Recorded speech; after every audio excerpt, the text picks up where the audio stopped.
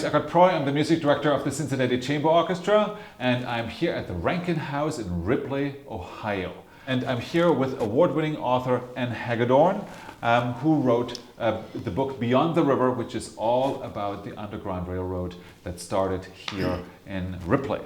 How did people get involved in the network? How were they recruited? Well, in general, ideals, religion, or experience, that is having been a slave or having witnessed slavery. There's a wonderful story right within the walls of this house. John Rankin's oldest son was not too happy about being pulled out of bed at 3 o'clock in the morning to help fugitive slaves. He wasn't terribly passionately involved in what his father was doing. He wanted to be an architect of ships, of steamers. I think it was 1834, he was an apprentice for a ship architect, and his class was taken on a tour of a boat that was headed south. He wandered through the boat and went to the lowest part, the lowest deck, and he saw 50 slaves,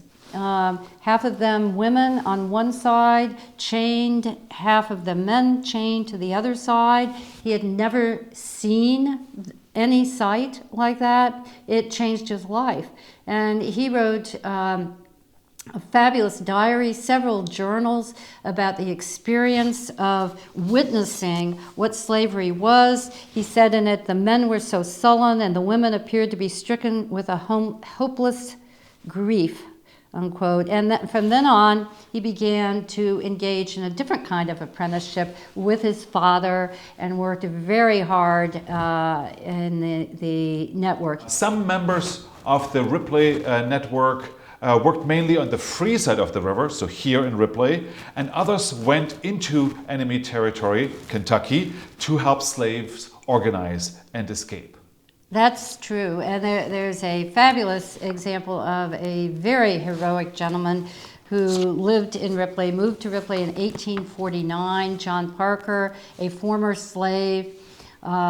He was born in 1827 in Virginia. He was sold into slavery by his father, actually, who owned the plantation. He was sent to Alabama. He learned to be an iron molder in Alabama. He invented all kinds of iron molds, was very, very bright, ended up buying his way out of slavery eventually and moving to Indiana, then to Cincinnati. What is so incredible about John Parker is that having been a former slave, he still had the courage to cross the Ohio River back into slave territory and help to organize people, help them to figure out ways to escape. What do you know about the motivations of these men and women who risked their lives to help the slaves?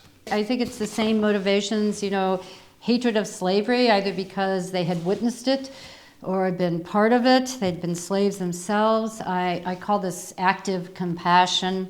They knew something was wrong and unjust and someone was suffering, so they did something about it. I call that active compassion, yeah.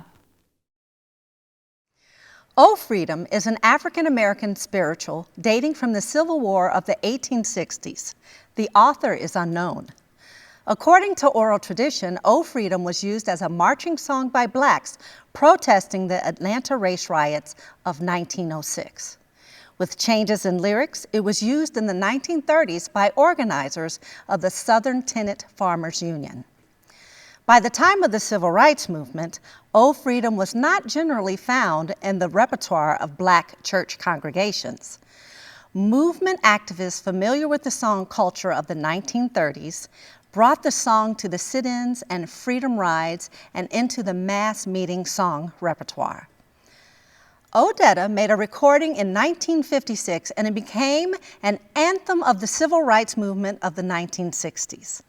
Odetta also sang it when Martin Luther King Jr. gave his famous I Have a Dream speech on August 28, 1963 in Washington, D.C., in front of nearly 250,000 civil rights supporters.